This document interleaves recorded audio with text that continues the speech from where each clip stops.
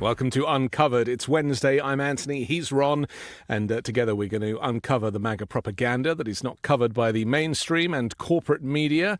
Increasingly corporate by the sounds of things. It does seem, even YouTube capitulated to Trump the other day, Ron, by giving him $22 million for what did they do? They closed his account when he was, just after the insurrection, didn't they? So the capitulation is left, right and centre.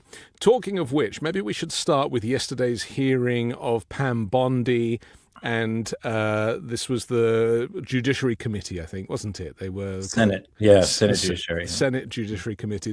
They were grilling her on her ability to be the Attorney General in a non-corrupt fashion. She didn't really like what they were offering, did she?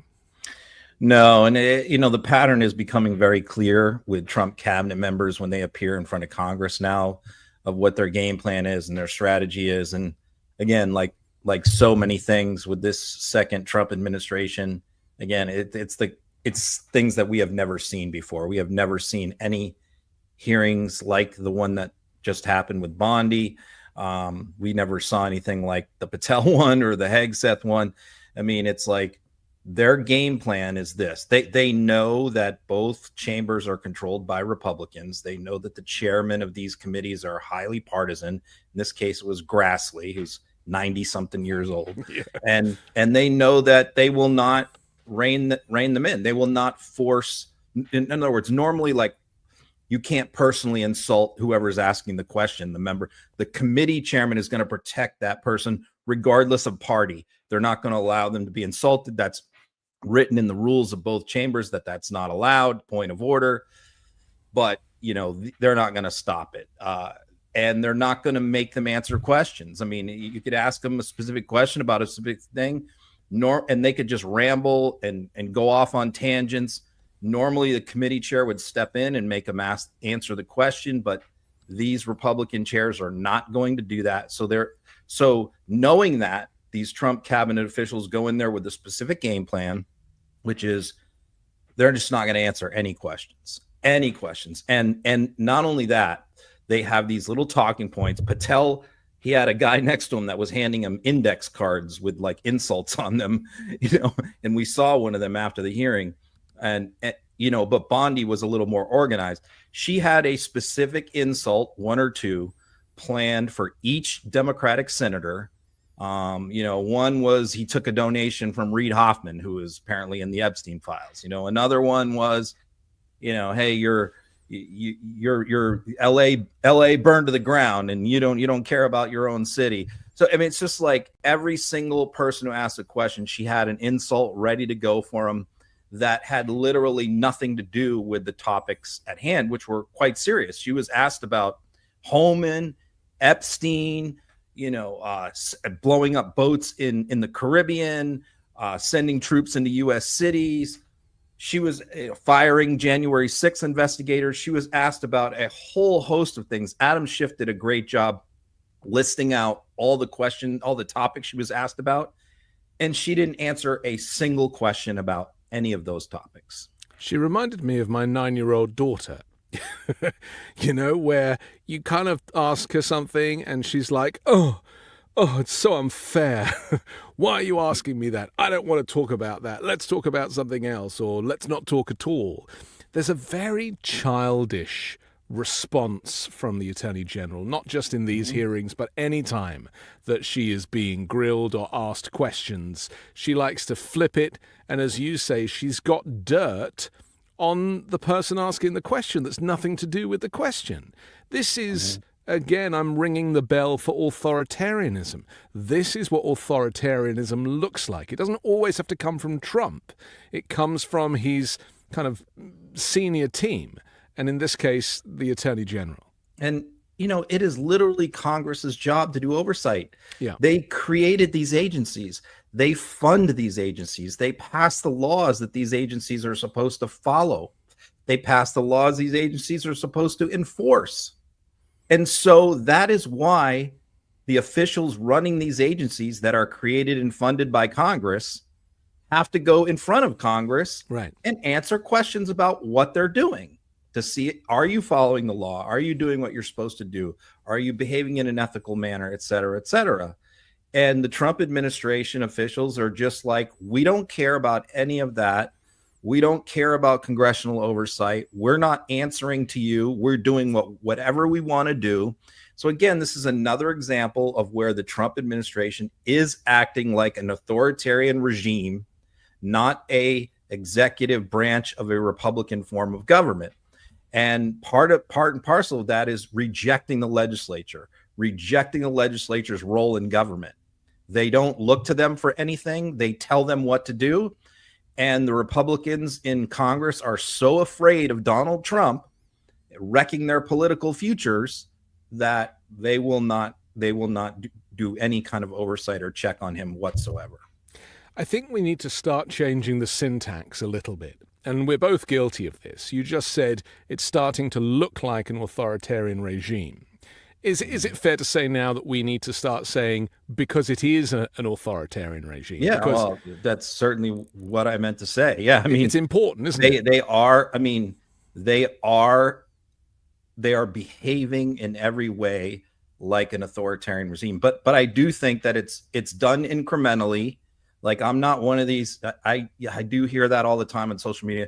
He is an authoritarian. I mean, there are further steps that he can go. I mean, he's not all the way where he's going. He will. I guess that's the point I'm trying to make is he's not all the way there to where he is going to be. It's going to get much worse. It's going to get more authority. So when I talk about we are marching towards, what I'm saying is it's a sliding scale. It's a gradual scale of it. There's like complete dictatorship, Adolf Hitler stuff where we're rounding people up in camps and gassing them. There's that. We're obviously not there yet. How are we not there yet? We're on the road there. I mean, but the rounding people up thing is happening. What's that? The rounding people up thing is happening, right? The taking them to camps, that is happening. People are dying in these camps. Please don't compare this. Please don't compare it to the Holocaust. I mean, I'm not with you on that. No, but this is what's really important, and I think this is why it stops people from buying into the comparison, because the Holocaust did not happen on day one. No, the Holocaust. Exactly. It was gradual, and exactly. And that's exactly what I'm saying. Right, and authoritarianism in any country, from Chile to Russia, also happened in a drip effect where before you realize it, because it has happened slowly and stealthily, and he's only been in the presidency since January, and an awful lot has happened. I mean, I feel like we're getting 4 years worth in 10 months so far. And that if we were to analyze the trajectory, everything that we fear, as in you and I not even being able to have this conversation freely on an open broadcast platform. Well, that's what I mean. Will be gone. That's what I mean in terms of this is happening incrementally because, you have media companies paying him millions of dollars, but in a real hardcore authoritarian regime, those media companies wouldn't exist. They would be shut down. The CEOs of the companies would be thrown off roofs and they would be executed. I mean, we're not there yet, but yes, that's what I'm saying is Donald Trump wants to take us to a place like that. And he is and they're doing it one piece at a time, one chip at a time, one step at a time. And one of those steps is for Congress and his own party in Congress to cede all authority, cede all legislative authority, no oversight, no inspector generals. They don't have to come in before Congress and testify in a meaningful way. Once all these different barriers and these guardrails get knocked down, we talked about him. We're going to talk about this speaking in front of the troops, going in front of the troops and trashing Democrats. No president in the history of this country, going back to Washington, has ever done that before. It is another guardrail that's being broken. And did anyone speak up in the Republican Party about that? Not one person. There was no one in the Republican Party who spoke up about Donald Trump's speech to the troops. So it's just he continues to push. If he gets pushed back, he kind of stops and waits, and then he pushes again. but on so many things, he's not getting pushback. He's repeated a few times now, I am the law, I am the chief law enforcement officer, I can do whatever I want. This is the language of the dictatorship. And the thing is, we used to be able to use dictatorship as a criticism. But with Donald Trump, it's a compliment. And if no one has really asked him that question directly, but if they were to, he'd be like, I'd probably deny it for the cameras, but privately he's like, yeah, I am now in the elite dictatorship group. The closest he came recently was when he said, a lot of people are saying that maybe I was a dictator for sending troops into D.C. Right. But I cleaned up crime in D.C., so maybe a dictator is not so bad, right? That's the closest he came recently. Correct. And again, that's sending out the trial balloons. Yeah. He's waiting to see how tough the pushback is going to be when he makes statements like that. And if there is no pushback, he knows next time I can go a little further. That's what I mean when I say this is incremental and gradual. Trump is not stupid. He's cagey and cunning. He's dumb on a lot of things, but in this respect, he's cagey and cunning and conniving. He knows he can't do this in one bite. He couldn't come into office month one. I think even a lot of the stuff he's doing now, he couldn't have done in February. Right. But it's just every week he conditions the country and the Republican Party and the media and all that to go another step further and another step further down that road. And I thought by the end of 2026, the country will be unrecognizable, I think. And we'll see how the midterms go. I agree with you. I think he has no intention of having that be a free and fair election. Yeah. I actually heard Ben say on a video the other day that he was kind of suggesting that maybe Trump and consequently MAGA Mike Johnson will never reconvene Congress, and that he doesn't think that they will ever want to willingly bring Congress back from recess because there's just no use for it. Well, this is another incremental thing, right? It's another good point, which is, okay, a dictator would just do what Hitler did, dissolve the Reichstag, send them all home. You're never coming. We're not going to do this anymore. Go home, leave. Henry VIII did that with Parliament, just dissolve Parliament and send them home for a couple of years. They didn't have Parliament, I think, for almost 2 years during Henry VIII. So that this isn't Mike Johnson constantly sending reps home and recessing the House. He's only had them in session, I'm going to say maybe like 10 days in the last 3 or 4 months. That's just another way of shutting down the legislature, right? You're sending them into recess. You're adjourning them. No, we're not dissolving Parliament. We're not dissolving the legislature. That would be unconstitutional. We just aren't going to show up for work for a few months. It really is criminal, isn't it? Okay, well, let's talk about the shutdown, and let's take a look at Mike Johnson. So they created a red herring. A red herring is a distraction. They decided that they would pick a fight on health care. Well, let me look right into the camera and tell you very clearly. Republicans are the ones concerned about health care. Republicans are the party working around the clock every day to fix health care. This is not talking points for us. We've done it. A big part of the One Big Beautiful Bill, the Working Families Tax Cut, was to fix health care. Health care is broken in America. It's too expensive. The quality of care needs to rise. We need more access for more people, and we have lots of ideas to do that. But that issue is for debate in the next 3 months. It always was. We have members working on that. He's quite convincing to people who choose not to think critically. Yeah, who said that was not true? Who said today that is a lie? What Mike Johnson just said? Marjorie Taylor Greene is the one who said that is a lie, of all people. Yeah. Every once in a while, whether it's Massey, Rand Paul, whoever, on random occasions, we get these Republicans who poke their head up and tell the truth, who dare to tell the truth on a particular issue that they care about. Ukraine is another one where you occasionally have Republicans that will pop off against Trump. Doesn't happen very often, but it occasionally happens. So What do we know here? First of all, he said, we took care of healthcare in the one big beautiful bill. They made no reform. All they did was cut healthcare, and they added work requirements for Medicare, right? Medicaid.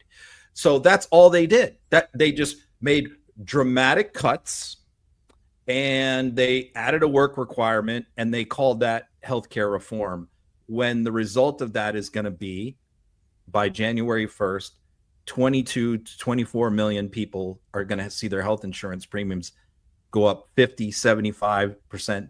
Or as Marjorie Taylor Greene said today, her own kids' health insurance is projected to double. Her own kids is projected. Now that got her attention. And that's sometimes what it takes is when it affects them, it has to affect them personally before they wake up. She just found out her own kids are looking at doubling their health insurance premiums. And now she's like, oh shit. So this is another tactic, a trick. Mike Johnson always, and the Republicans always do this, and McCarthy did it too, waits until the absolute last minute. We know that Donald Trump promised a health care plan all throughout his first term, every 2 weeks. He did in 2020, they did the 60 Minutes interview about health care. They presented all the binders. Kayleigh McEnany did, to Leslie Stahl, and they were empty papers, right? They never presented a health care plan in 4 years. Here we are again, and they are promising health care plans. Trump says but Johnson, I got a lot of ideas. They always have ideas. They never present the ideas in public. They never come out with them. They talk and they talk. So here's what we know. Open enrollment for healthcare health insurance begins in 24 days in the United States for most insurance. And what Mike Johnson is saying is, Democrats, give away your leverage, agree to pass this CR to another month to the end of the year. And we promise, we swear, pinky swear, we promise that after you do that, we will sit down with you and discuss healthcare reform. It's a trap. But we're not going to do it until you agree to pass the CR. We know what's going to happen. The second Democrats give in on this if they get no deal, the Republicans are going to do nothing. And millions of people are going to lose their health insurance. And as I said a few weeks ago, politically, the ruthless thing that Democrats probably should do is just let it happen. Okay, let 25 million people have their health insurance premiums double, and people will go absolutely crazy. And that is going to help us in the midterms. Democrats could do that if they were that ruthless, but they care about people. And so they're saying, no, we're not going to do that. If we take a political hit for this, fine, but we are going to hold their feet to the fire and make them make a deal on this, because we know that once we give up this leverage, we're never going to get it back. They have to do it. I mean, this is, what pushes people to make change and what pushes people to protest and for people to take notice, because a lot of people are looking away at the moment because it's too much to take on. The idea that the US government is shut down and the fascist is rising and the dictatorship is almost complete, it's too much for people to handle. And I know people who have just switched off. They're turning a blind eye to it. They're like, oh, it's nothing to do with me. And the problem, as you describe, is that on January 1st, when those premiums hit, it becomes everything to do with those people. I mean, I buy my health insurance off exchange. I currently pay $1,650 for a family of 4 a month for HMO Silver, like it's not even good insurance. And that's a lot. It's a lot, and that is potentially going to double, right? So it's going to be more than the rent. And people will that's what we're looking at. Cancel their insurance and start showing up at emergency rooms as their primary care doctor. Yeah.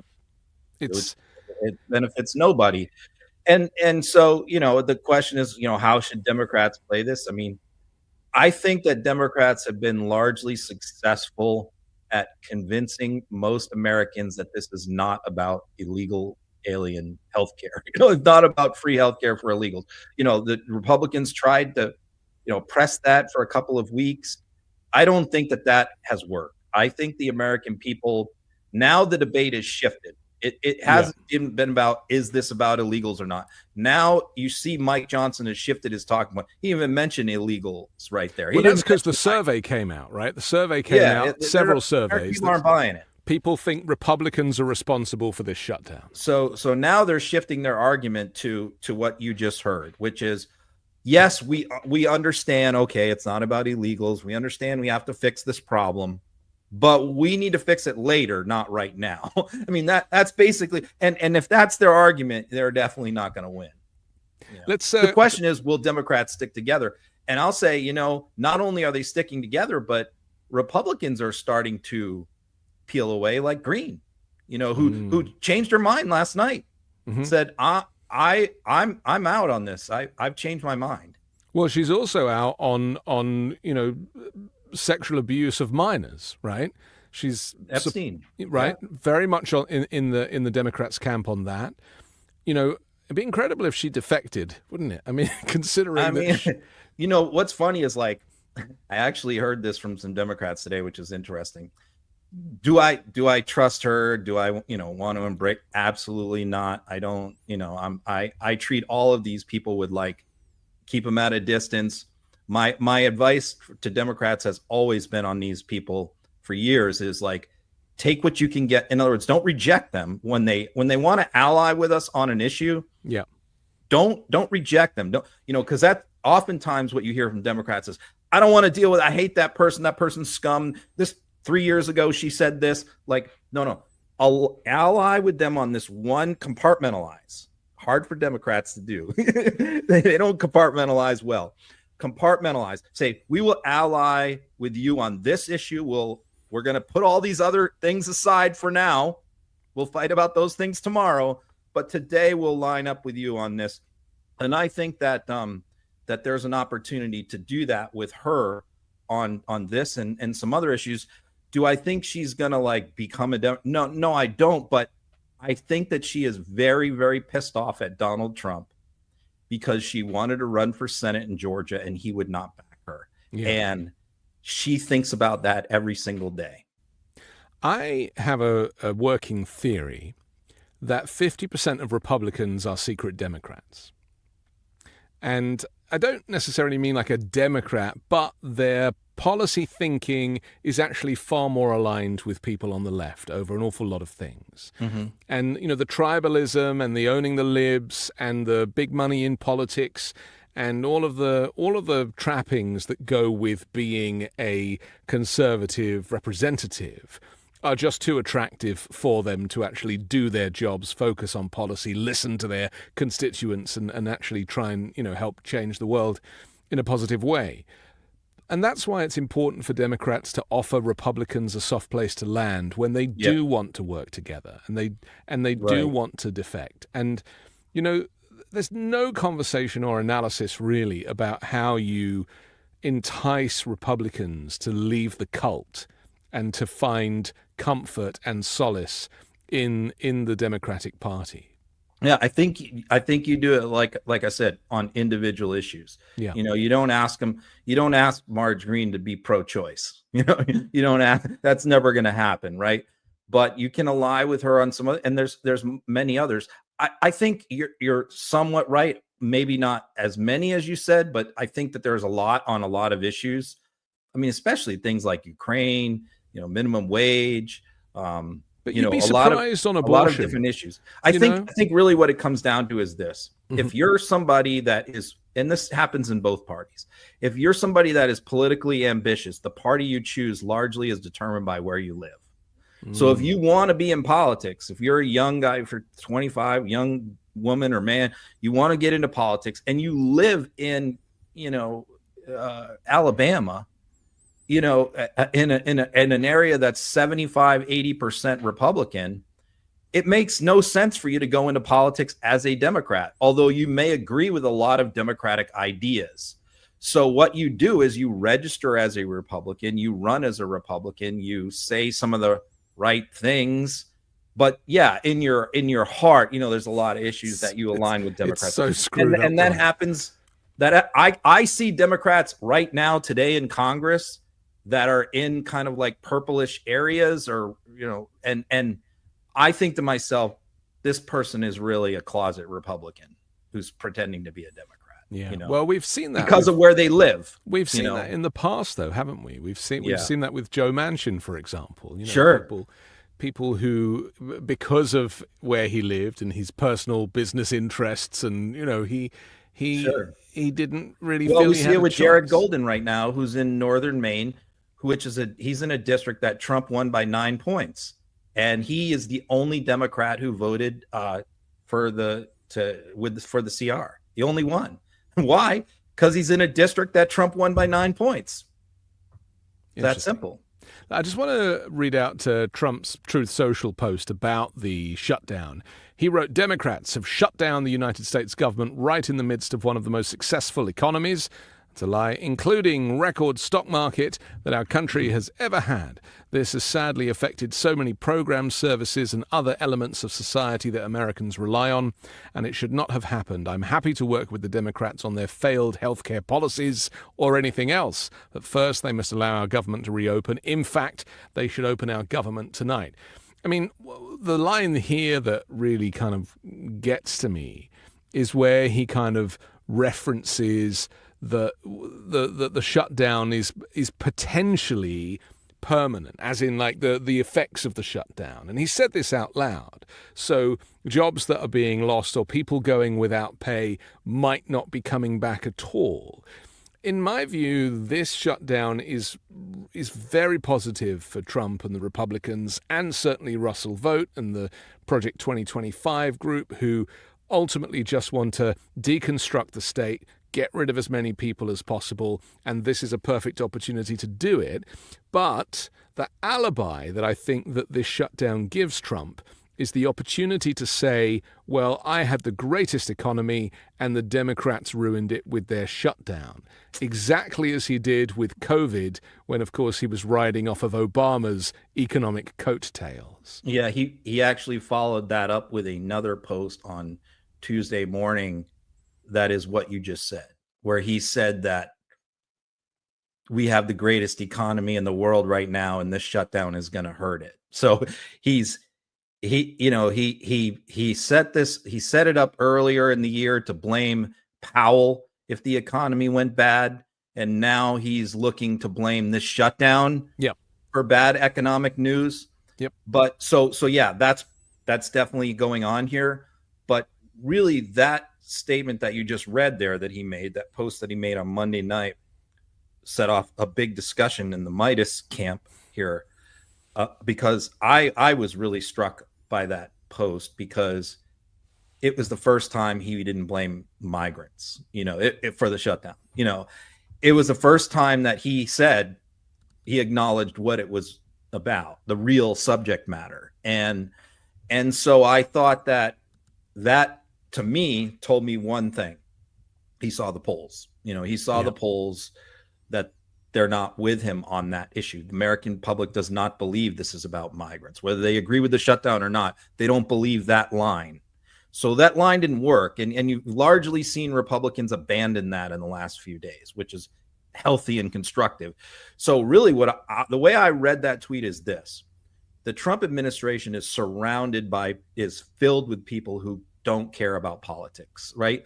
Miller, Vogt, Hegseth. They're not looking at the midterms. They're not looking at 2028. They don't care. They don't care about governor races, Senate races. All they have an agenda. They have things that they want to do, and elections just get in the way. They're just a nuisance to them.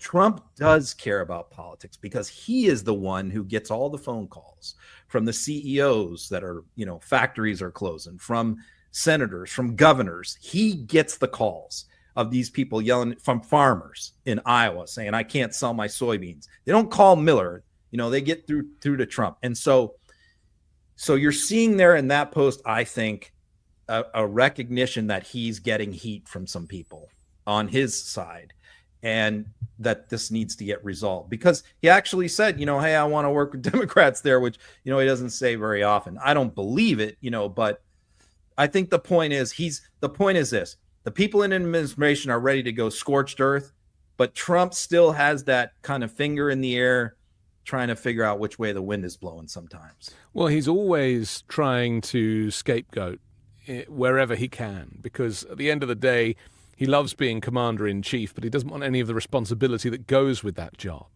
And so if he can deflect to anybody, he will. But mark my words, as the tariffs start to kind of kick in and those tax breaks take effect, this is all from January 1st, effectively, we are going to see huge price rises, not just for healthcare, but for groceries and cost of living generally.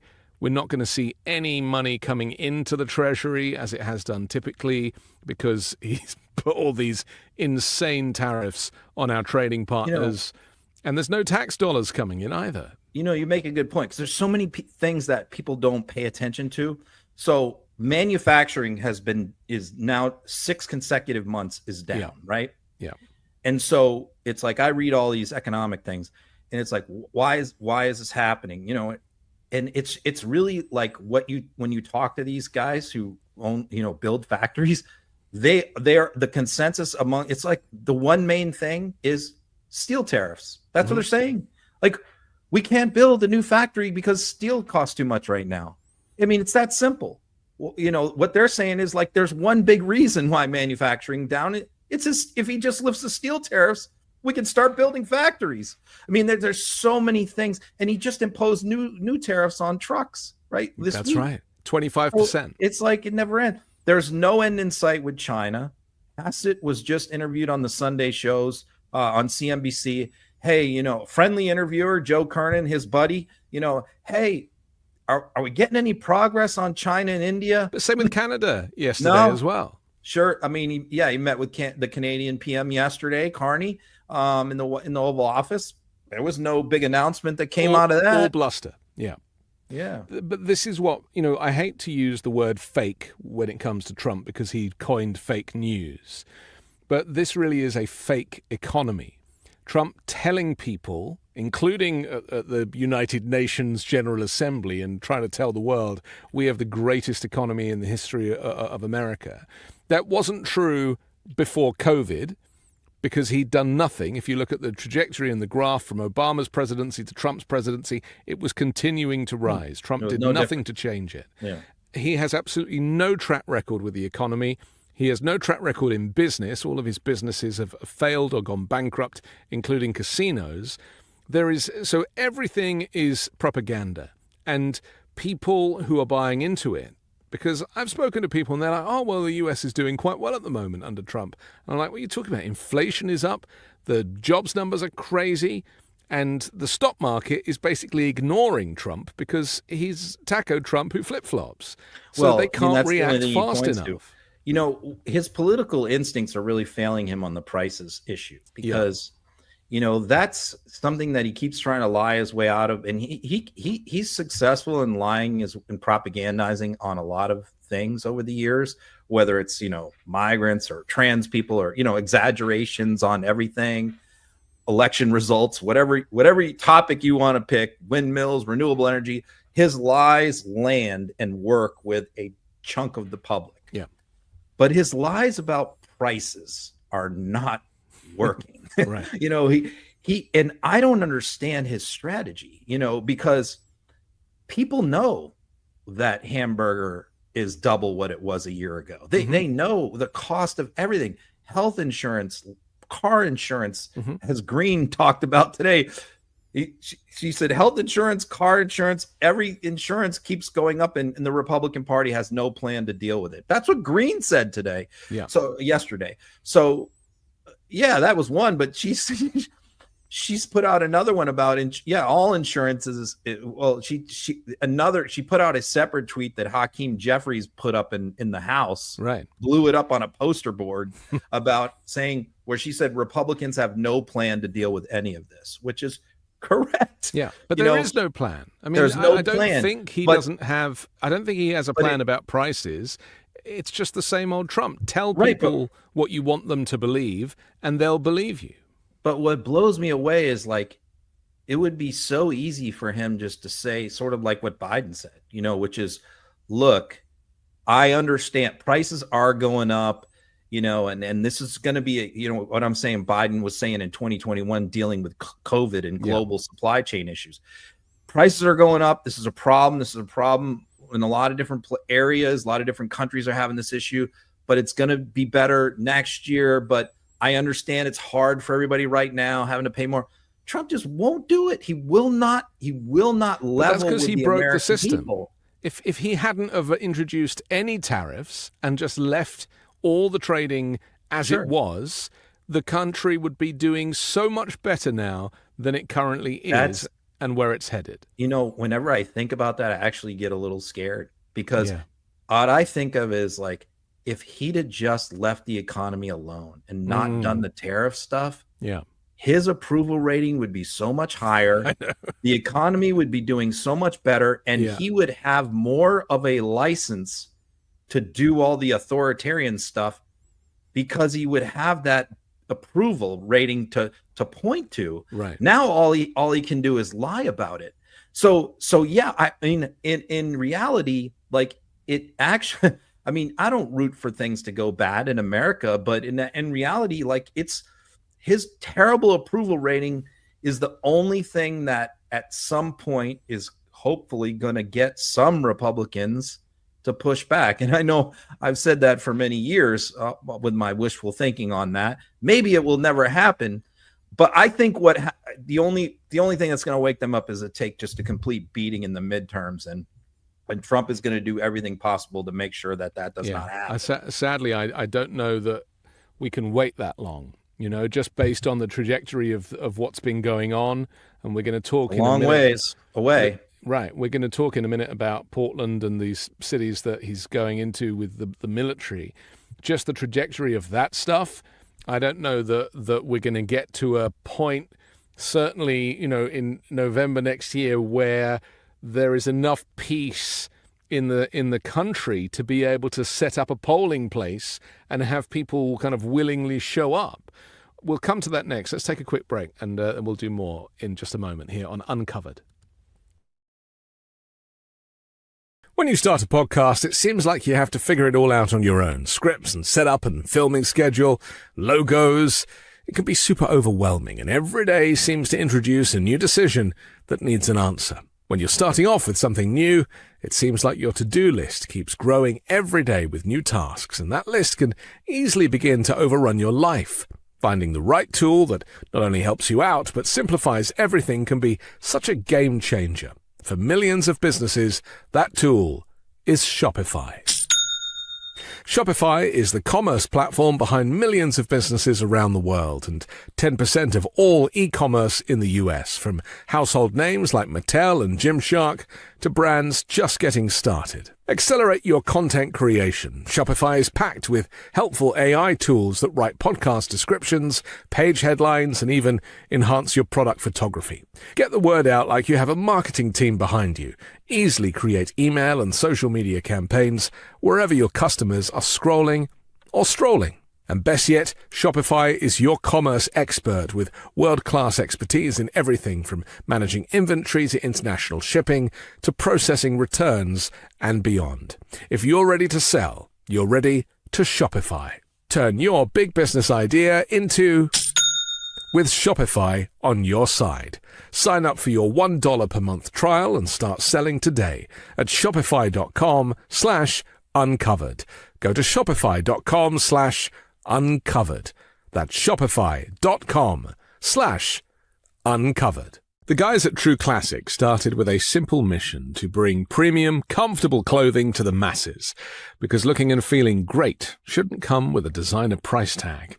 And clearly people agree. People vote with their dollars, and True Classic has sold over 25 million shirts to more than 5 million customers and is racking up over 200,000 five-star reviews. Now, the brand isn't just about fabric or fit, it's about helping guys show up every day with confidence and purpose. Their shirts fit where they should, feel incredible, and don't break the bank. You get that tailored look without sacrificing comfort or blowing your budget. I've been wearing True Classic for a while now, and you can feel the difference the moment you throw one on. It's tailored where you want it, relaxed where you need it. No bunching, no stiff fabric, no BS, just a clean, effortless fit that actually works for real life. So forget overpriced designer brands. Skip the cheap throwaway stuff. True Classic is built for comfort, built to last, and built to give back. You can find them on Amazon, Target, Costco, Sam's Club, or head to trueclassic.com/uncovered to try them out for yourself. And links to our sponsors are in the description below. So, Ron, I don't know how it is where you are, but apparently America is a war zone now, Portland especially. You can't move for the violence and the nightmare that has become these cities. What were once calm, beautiful cities are now a hellscape. And only Donald Trump can save us from this, apparently. What's the reality? What's really going on here? Because as far as I see it, everyone seems to be either protesting very peacefully or just getting on with their business. In fact, let's have a quick look at Portland right now. This land is my land. From California to New York Island. From the redwood forest to the Gulf Stream waters. This land was made for you and me. So there we are as an example. I mean, this is actually very serious, isn't it? Because clearly this is a propaganda move as an excuse to kind of use the military and use the National Guard. There doesn't need to be any truth to this from Trump's perspective. Yeah. So I posted that video, and a couple right-wingers posted that video too, which was posted by the Congresswoman for Portland. And it's funny, it went viral on both sides for very different reasons. Right. I called it Boomer Tifa. I'm like, this is Boomer Antifa. It was pretty funny because it's like all these, 60s protester boomer, many of whom are in our audience, out there protesting like peace, love, the old school way, right? Right. Peace, love, and rock and roll, a little music, folk music. So it was like Woodstock there many years later. But of course, the right wingers, oh, this is cringe, this is typical Democrat Party, bunch of old boomers, liberals, it was both sides had their fun with that. But I think the point here is this, like Portland has had a long history of protests, going back, the BLM, stuff in 2020. Portland was one of the hottest cities. They had the one that had the police substation set on fire that had Trump all worked up wanting to send in, troops in back in 2020. So Portland's on his radar. He wanted, so when he, troops, he ended up sending them into LA first. Mm-hmm. But, Portland was always one that he wanted to target. Right. Because he knows that like Portland people don't put up with bullshit. They're going to push back. They're not going to take it.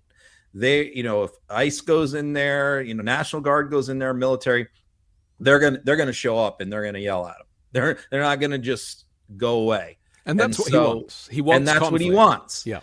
And not only do you have that, he wants provocation, and you have these right-wing independent journalists, provocateurs from all over the country who swoop in on these situations with their cameras and their boys, and they go in there and they're trying to create that viral moment. They're trying to start fights. They're getting in people's faces. And it's the same thing we've seen with some of these rogue ICE agents. And I think what you have in Portland is a lot of the officers are pro-protest. They're aligned with the protesters. So you also have this conflict between, and we've seen this in Illinois too, local police agencies are pushing back against federal law enforcement. Yeah. So you're having those issues as well. In fact, I think it was Stephen Miller or Don Jr. or somebody called the Portland Police Department Antifa, yes. Basically said like it's Antifa with badges. So you have that going on too. But, they're definitely they're trying to start street wars. They're trying to start confrontation because then they want what happened in the summer of 2020 during the the George Floyd stuff, because that's what Trump is looking for as his excuse to send in troops. He has to prove in court that there is, he has to satisfy the legal criteria, which he has not been able to do because there hasn't been violent protests. So they're trying to create violence. Sure. And I wouldn't put it past him to go even further with this, to the point of actually sending in troublemakers, which is something he always accuses the Democrats of doing, or saying, the FBI were in the January 6th crowd. I mean, there's always there's always an excuse with him. But what we have to remember is that the reason the rules of engagement have changed is the executive order that designated Antifa a terrorist organization is very, very dangerous, because you, I presume, are Antifa. I am certainly Antifa. Sure. We are anti-fascists. And I mean, I actually suggested on the weekend show when I was talking to a constitutional scholar last week that the Democrats should rebrand as Antifa. And that would we would have a bit more clarity, because Donald Trump purposely uses this name that doesn't really mean anything in terms of an official organization as basically anybody that doesn't support him. Well, and that is dangerous. I just read an article that said that donations to nonprofits are down, and they are citing this executive order as a lot of liberal community organizer nonprofits, because that's what they have announced. Bondi and Patel and Trump have announced that and Miller have announced that they have launched investigations. Bondi mentioned it again in her Senate testimony. Yeah. Into the financial backers of protests. They believe that there is a shadowy group, the Rosas, those kind of. And this is a conspiracy theory, and George Soros is at the top of the list. That is involved in the Trump shooting, the Charlie Kirk assassination, and they're all the same group of people that are organizing all of this stuff, and they're behind all of it. But let's say they don't end up indicting anybody or breaking anybody up. It's already working their threats, because donations are down to these groups, because people don't want to get investigated. Big millionaires, billionaires, they could give to a group, but when Trump is saying he's investigating that group as being a terrorist organization, that makes them think, oh no, I'll give my money to somebody else. Stephen Miller, who's really running the country right now, has said out loud on several occasions now that the Democrats are the terrorists. And this is, again, I mean, this language, it would be fine if it came from a vlogger or some keyboard warrior, but it is coming from the chief policy officer of the United States government.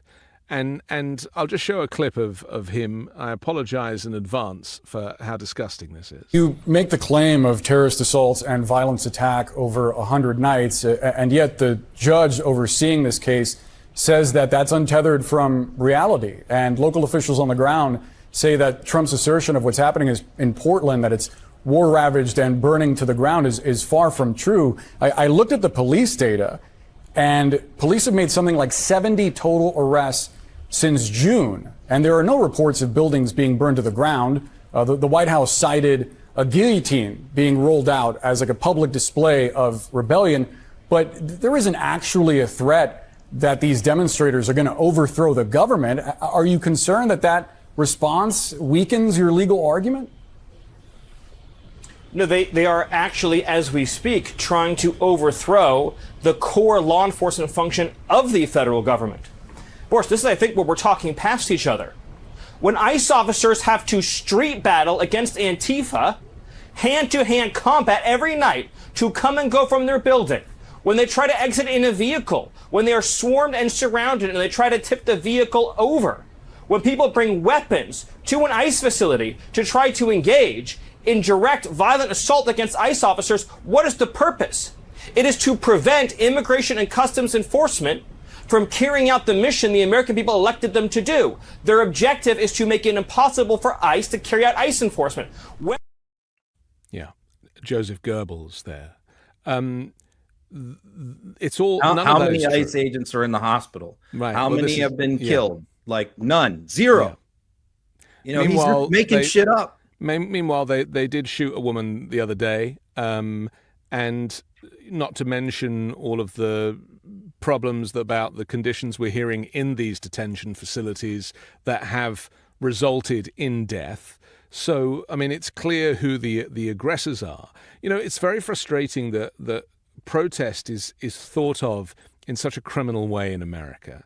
And it was like this under previous administrations too. You know, in Europe, protest it's not celebrated, but it is welcomed because it's all part of democracy. And so if you are to kind of, you know, throw something, or you are to set fire to a car or tip it over, as Miller was saying, the punishment in Europe for those things, if you get caught, is a fine. You know, these are public order offenses. But in the US, you get criminalized for life.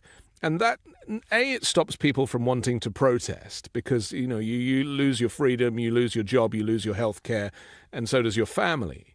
And you know, invariably you lose your credit rating. And I mean, it's a very easy fall from normalcy to depravity in the US because of those things. But it also suggests here that anybody who is showing up to protest can be criminalized. And that's basically what Miller is saying. We know that they're making false complaints. Yeah. ICE agents claiming that they're assault. An assault can be somebody getting close to you and yelling at you. Yeah. And they are told to document and report all these things. That's why you keep hearing these stats from Miller and others saying 100 ICE agents have been assaulted. You know, they're talking about getting yelled at. They're not talking about physical altercations. So, I mean, we had the police chief in Illinois who came out and said that ICE agents in his county there are making false police reports. They had it on video. They called in that somebody was vandalizing their gate, their entry at their facility, at the ICE facility, that there were people out there that vandalized the gate. Police went out there. It was a CBS reporter and cameraman that were filming the gate. They checked the video. They never went near the gate or touched the gate. But ICE made a complaint, called 911, and said this CBS reporter vandalized their gate. And this chief is like, this is not the first time that they have made a report, a claim, and we investigated it and it didn't happen. But this is because Trump's given them permission to do this. We've heard him say this stuff out loud. Don't just go after the migrants, go after the people that are trying to stop you from making your arrests. And if anyone gets in your way, they are fair game too. We've heard that from the president. Yep. And so that's what you have. You literally have the people provoking violence, the people who really want violence, the people who want confrontation are federal law enforcement, because what Trump really wants to do is use the military. Yeah. And the courts are blocking him from doing that because there isn't violence. There isn't a sufficient level of violence widespread to justify, under federal statutes, under the Insurrection Act, which are two separate things, sending in troops. He can't satisfy the legal criteria. All they're doing is, when they went into court in Portland in front of the federal judge who was appointed by Donald Trump and tried to argue the legal criteria for being able to federalize the National Guard, they were citing Donald Trump Truth Social posts as their evidence of violence. And the judge is like, do you have something more than social media posts from the president to prove that our city is burning to the ground? And the answer was no, they had nothing. So the judge rules against them, appointed by Trump, who served as a U.S. attorney appointed by Bush, and Miller's calling her Antifa now. And also, if a lot of these events are taking place outside ICE facilities, that I guess is federal property, that makes this property sacrosanct. And so it shouldn't really be the case that, you know, you can say, oh, well, the city is burning down. Well, it's not. Like, there are people protesting outside a federal building, which is their right. Let's look at Trump again, the President Pig Vomit, giving the propaganda his best shot. Executive order in Portland. We're going to look at that. It was amazing. Portland is burning to the ground. It's insurrectionists all over the place. It's Antifa. And yet the politicians who are petrified. Look, the politicians are afraid for their lives. That's the only reason that they say, like, there's nothing happening. And you've seen it. The place is burning down, and they pretend like there's nothing happening. So we'll take a look at the order. We haven't seen the order yet. Didn't they put out a post the other day that was not actually from Portland at all, and they were claiming that it was Portland and it was somewhere else? Yeah. Yeah, they do that all the time. I mean, he claimed that LA had burned to the ground too, right? And and it wouldn't even be still standing had he not sent the Marines in, right? That's what he's claimed that repeatedly. Yeah. So the question is, this stuff never holds up in courtrooms. I mean, you can stand there and say it to Brian Glenn, on the tarmac there or on the White House lawn. You can say Portland's burning to the ground. But then the DOJ lawyers go in front of a Portland federal judge who lives there, who grew up there, whose family lives there, and they're trying to argue to that judge that Portland has burned to the ground. And the judge is like, okay, what's burned? Give me an example. Give me a car. Give me a building. Tell me what has been burned. All we have is Donald Trump, Truth Social, saying things have been burning. That's really all the evidence we have, Judge. And the judge throws him out of court. Yeah. I mean, how can you blatantly lie like that and, with a straight face and get away with it? Well, you can in courtrooms. Stephen Miller, yet again, he's behind so much of this. I just want to read out this post that he wrote about legal insurrection, he wrote. He said, the president is the commander-in-chief of the armed forces, not an Oregon judge. I just wanted to correct his grammar there. He's got that sentence the wrong way around. It should say the Oregon judge is not the president and not the commander-in-chief. But he's, it's so terrible. I'll go through this with a red pen. Anyway, Portland and Oregon law enforcement, at the direction of local leaders, have refused to aid ICE officers facing relentless terrorist assault and threats to life. I mean, this language, Ron, this incendiary language is entirely intentional, isn't it? Yeah, he's calling a federal judge a terrorist. I mean, it's basically what he said, a terrorist enabler. And this is a judge that was appointed by Donald Trump, lifelong Republican. I mean, it's insane. It's absolutely batshit. And again, did any Republicans in Congress, have any of them spoken up about Miller's Miller came, when this ruling came down, which happened on Saturday. Yeah. Miller came completely unglued because Trump's out on a golf course all weekend. Miller's in the White House. So he's running everything. Nobody there to tell him to stop. And he just goes nuts. He one post after another, more unhinged about the judge and the judiciary and, yelling that we got to send the Marines in. And then he's all over Fox doing it. And Trump's out on a golf course. I believe that 99% of the stuff Miller does, Trump doesn't even know about. Do you think he finds out about it after the fact? Do you think Miller takes advantage? Do you think Miller's actually strategically taking advantage of Trump being on the golf course? Yes, absolutely. And doing when Trump's this stuff. Not in the Oval Office is when Miller does some of his worst work. Shit. Yeah. I mean, this is because bad, like Trump doesn't, he knows that Trump is checked out. He knows it. Yeah. He knows that Trump, if Trump is there, in the same building as him, he might say, Stephen, he has done this in the past where he told Stephen to chill out and knock it off. And Trump has admitted that Miller is a nut job. He's even said that before, but he likes a lot of what Miller is doing. He really does. Yeah. He just kind of wants Miller to kind of dial it back a little bit as far as stylistically goes. But yeah, you notice whenever Trump is sort of overseas or on the golf course or at a rally or something, that's when Miller kind of goes to the front and starts playing president. Yeah, well, this is where he gets the kind of Goebbels name, right? Because, he's parroting history. But Miller and Hegseth and a lot of these people are far-right Christian nationalists. Trump is not one of those. Trump is a kind of corrupt idiot who's loving the kind of the populism. That's kind of what feeds him.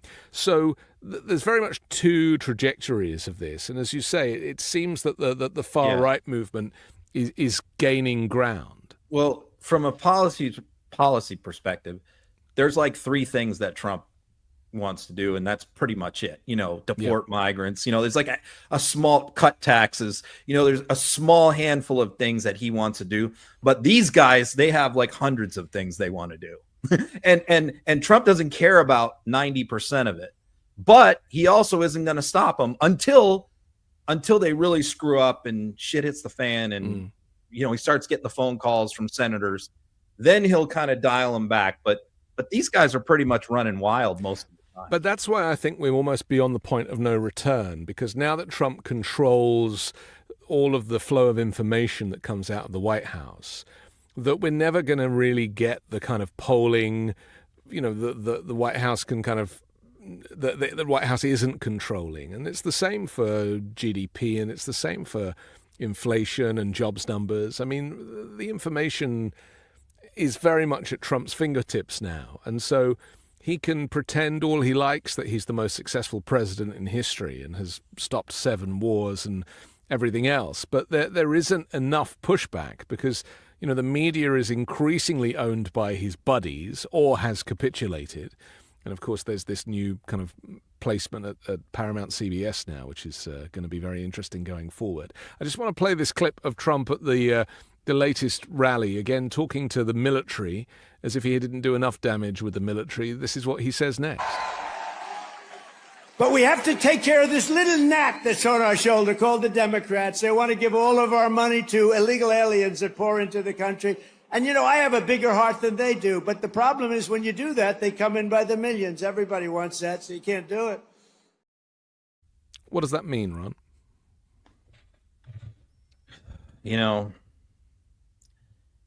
When we got to get rid of the Democrats, the little gnat on our shoulder, that's what he's saying to the military. So, yeah. So remember last week's show was the day after he gave the speech to the generals. Yeah.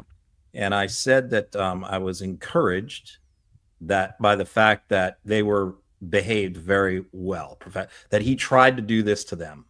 He tried to introduce partisan politics.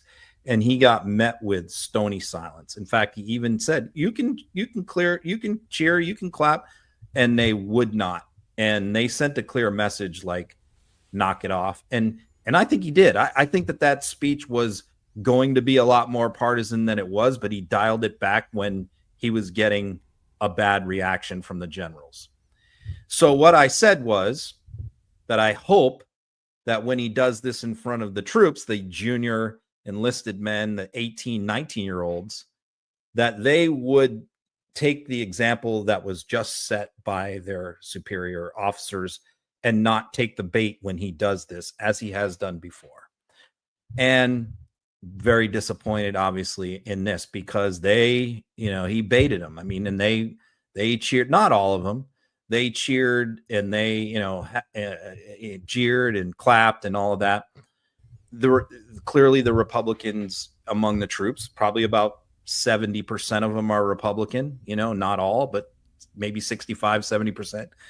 They cheered and they shouldn't. They're not supposed to do that. I mean, when I was in during the 1988 election, that was H.W. Bush Dukakis. And I mean, my superiors were definitely Bush supporters, Bush voters, but they never, ever talked about it.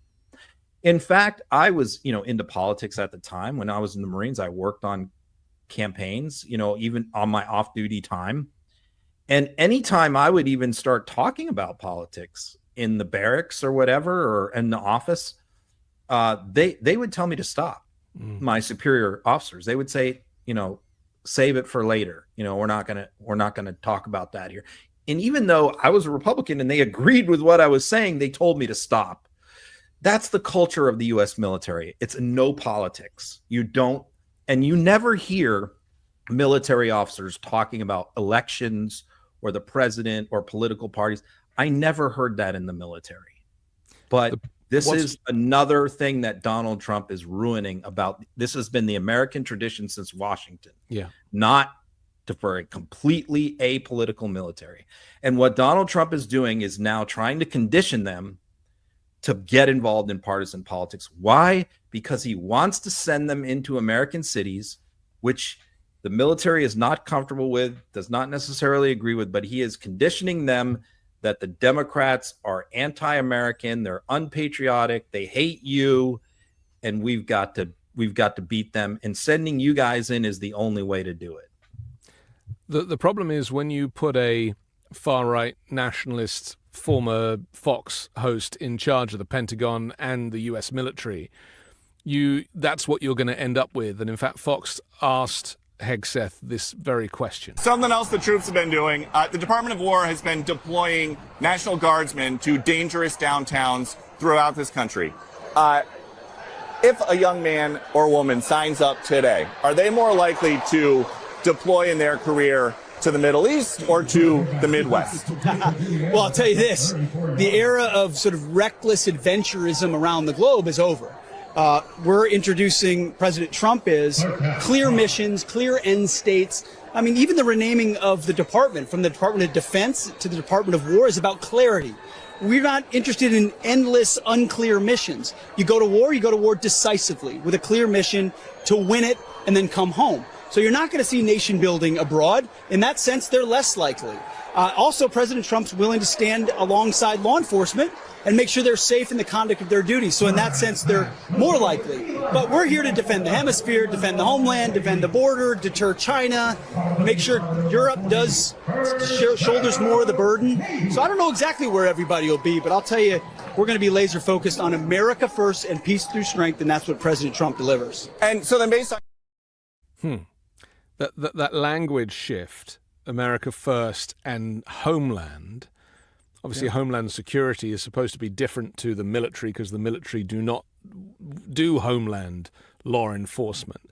But they're trying to change that language and effectively brainwash the military, especially the younger military, into thinking that that's okay. Yeah, he used a lot of words there to basically echo Trump's line. Yeah, which is Trump says the greatest threat to America, he said this several times in the last month, is not Russia, it's not China, it's not Iran, it is the enemy within, right? And that's basically what Hegseth just said, is that, you know, our decades of, he called it reckless adventurism, but I will say the decades of us worrying about global security and making sure that there's not a war in Europe, that there's not a land war in Asia, you know, making sure that there's stability largely between the superpowers and peace. And there might be small regional conflicts here and there, but we haven't had a world war in, 80 years. And the U.S. role in preserving that peace, which has been key, more key than any other nation on earth, he's saying we're not going to do that anymore. We're not responsible for that anymore. Whatever happens in Europe is up to the Europeans. Whatever happens to Japan, to South Korea, to Taiwan, that's for the Asians to worry about. Yeah. We're just going to worry about what's happening here. So he says, in that sense, you could say it's more likely that, troops will be used in the United States than overseas. That's what he's saying. He's reorienting the mission of the United States military from what it has been for 240 plus years to something entirely different. What does the U.S. military actually do if they're in cities to Democrats? I mean, what is the end game? Is it arresting them? Is it detaining them? Is it putting them in camps? I mean, what does it even mean when you designate the Democrats and anti-fascists as the enemy, and then in the next breath you're like, well, the military are going to be the ones to sort it out and we're going to send them in? And I include ICE in that because, remember, ICE are not just for immigration and customs enforcement. They are allowed to do a whole bunch of other things too. How does this present itself? Well, what do you say to individuals? Are you for Trump or you're not? Come with me. If you ask Trump or a MAGA supporter, they will answer it to fight crime, to crime prevention, that we have too much crime in the city, too many murders, too many robberies, too many whatever. And local law enforcement is incompetent. Judges are weak and soft. And a lot of these cities where it's the biggest problem are Democrats, because Democrat prosecutors are weak. The judges are weak. The police coddle the criminals. So they they will not protect their own citizens. You hear this from Caroline Leavitt said exactly that on Monday in her press conference. Yeah. The Democrats in these cities and these states won't protect their own citizens. So we have to send in the military to do those jobs for them, jobs that the military has never done before. It is basically saying the duly elected Democratic officials, we don't agree with how they're running their areas, so we are going to run it regardless of the last election. Basically taking over a Democratic city through martial law. It's entirely ominous, though, isn't it? Because it relies on them just making stuff up. And any major city will have crime. That is just a normal part of living in the city. If you don't want to live amongst Especially that, America. You can go and live in a rural place and maybe see less of it. But that is typical of every major city around the world. And so to describe that it's a uniquely Democrat issue is, I mean, I've been kind of peddling this theory that we need to describe Democrats as people who get upset about politics and issues and care about other people and protest, and Republicans are invariably the ones that are committing violent crime, including shootings, and are less likely to protest. And that is the difference. This country, from its founding, has always glorified crime. I mean, we've always been a high crime country. I mean, look at some of the heroes, Bonnie and Clyde, Jesse James, all these guys that, gangsters. We have late great Al Capone, the Sopranos, the mob movies. Yep. This is a country that has never really stigmatized crime. It's sort of like part of our culture, and so yes, it has always been. There will always be crime. We are awash in guns. We have more guns than people. We have 410 million guns in the United States and 330 million people. Yeah. So we are awash in guns. We are a violent society. We have violent, entertainment, violent video games. Everything is, all the stars are aligned to have a fairly high crime society. And that's something that's sort of, the reality is Americans have sort of tolerated that. It also is dovetails with the freedom. You have a lot of freedom, you're going to have more crime. You suppress and lock everything down, you're going to have less crime, but that's not how we want to live. So it's a push pull. So if your justification for sending in troops into a city is crime, there's always going to be crime. In fact, what was funny too was Trump said on Tuesday morning, he was bragging about the fact that there hadn't been any shootings in DC since he took over. Literally, like an hour before he said that, there were 3 shootings. And he was bragging that there was no shootings in DC since he sent the troops in. There have been. In that press conference, Caroline Leavitt was peddling this storyline. We're trying to help the governors. I don't understand why they don't want our help. Do they not want to get rid of crime using this kind of emotional blackmail? Right. No one is buying that. I mean, she's such a terrible liar anyway. It's written all over her face. But it's like no one is buying that. But I'm still not hearing enough pushback from Democrats in leadership on this particular subject, because you can debunk all of this very, very easily. Yeah, you have the same handful of people doing it. Pritzker and Newsom and, a few others. But you have the Democratic leaders in Congress largely focused on shutdown and healthcare issues. And you're right. I mean, there's not that many of them speaking out about this particular issue. We could probably list 100 Democratic members of Congress who have said nothing. Yeah.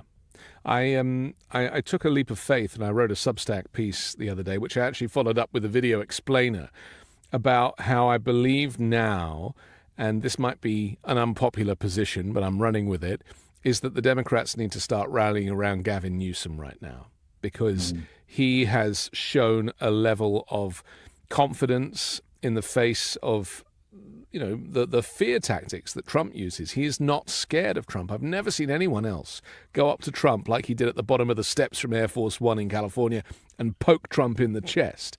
That kind of famous picture of him doing this. He now is using the kind of language and rhetoric, not to mention his social media team, who are doing a brilliant job of countering Trump. He is presenting himself as an outright leader in this moment. Forget the midterms, forget the general election. We need a solitary mouthpiece that can represent all Democrats. And I think that, why not change the protocols? Why not have a de facto interim leader? I mean, there was nothing to suggest that Donald Trump's leader of the Republican Party, he basically ran as separate to the Republican Party. Why not? And then he just kind of adopted the Republican Party, at the end of it. But why not do that with Newsom? You make a good point. I mean, the last 4 years when Trump was out of office, he was running everything in the Republican Party. He was all over the place. He was telling them all what to do. Governors, representatives. I mean, he ran every bit of the Republican Party, even though he wasn't in office. And so the RNC Democrats as well. don't do that. And so what I was looking at with Newsom was like when he really got, going was the fires and all of that and the LA stuff. And he got, very involved. And then he sort of backed off when all that died down. And I thought, this is the typical Democrat, which is, you're going to pop up, deal with a crisis, handle it, and then when the crisis is over, you go back to what you were doing before, and that's always what frustrates me is like Democrats fight these like short-term battles and they don't look at it as a long war that never ends.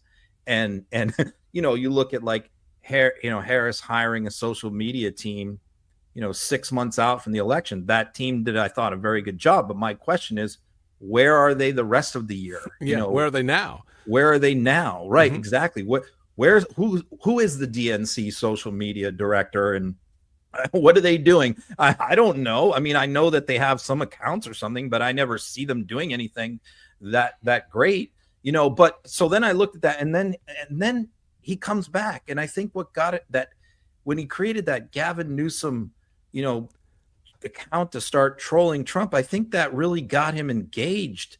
And he really saw the effectiveness of that, of ridiculing him and making fun of him.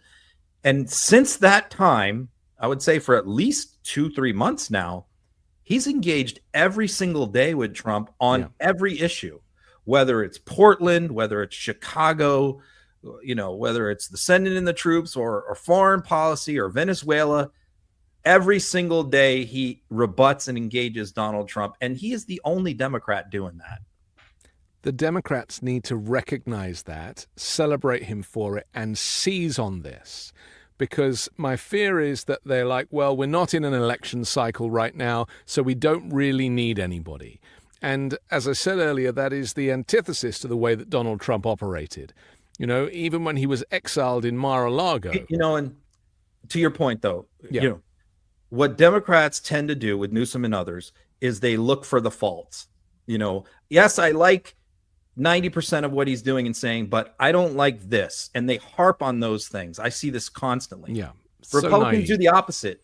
They gloss over the faults. They ignore the faults. They say, you point out the faults to him and they're like, yeah, I don't like that, but he's so great on all this other stuff. Because he's Democrats a winner. do the exact opposite. Yeah, they back Trump because they know Trump is a winner, despite the fact that he's terrible. I don't like this about him. I don't like that about him, but he's our guy. Yeah. And I could make a list of 20 things about do the Newsom. Opposite, though. They might like 90% of what somebody says, but if 10% they don't like, they're like, screw that guy.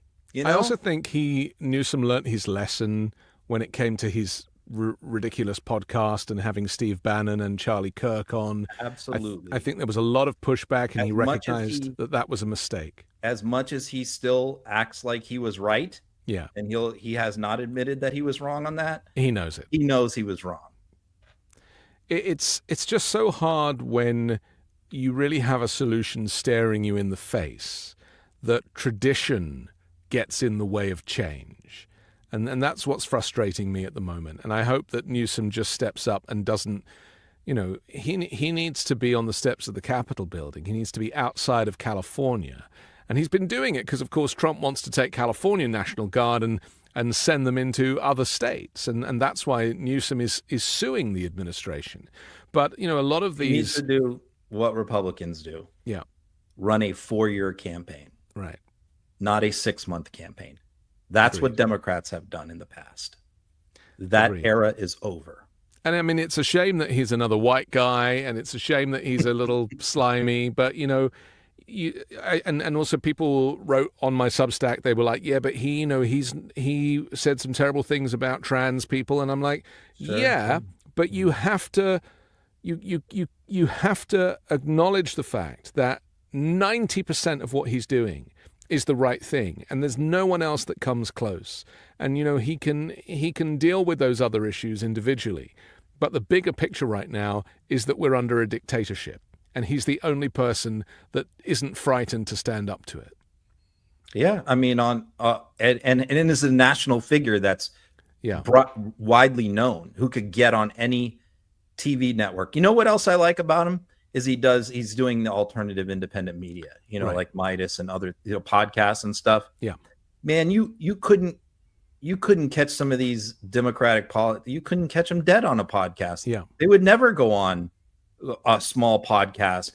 They might go on ours, Right. but they wouldn't go on a bunch of other Democratic And that was the podcasts criticism of Kamala Harris, wasn't it? That she wasn't engaging with people where people are watching. Hillary Clinton, all during the campaign, Howard Stern, who had the largest radio audience in the world, largely independents and moderates too, like not hardcore left or hardcore right in his audience, apolitical, begged Hillary Clinton to come on his show for months and months.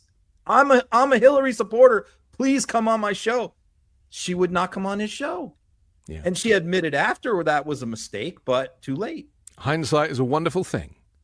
We have to finish, but I'm grateful for this opportunity for us to chew the fat each week together. We'll come back next Wednesday and bring you another Uncovered. Don't forget to download the audio podcast, which drops later tonight. Share the show, comment down below, and join us next Wednesday. Thanks a lot, Ron. All right. See you next week.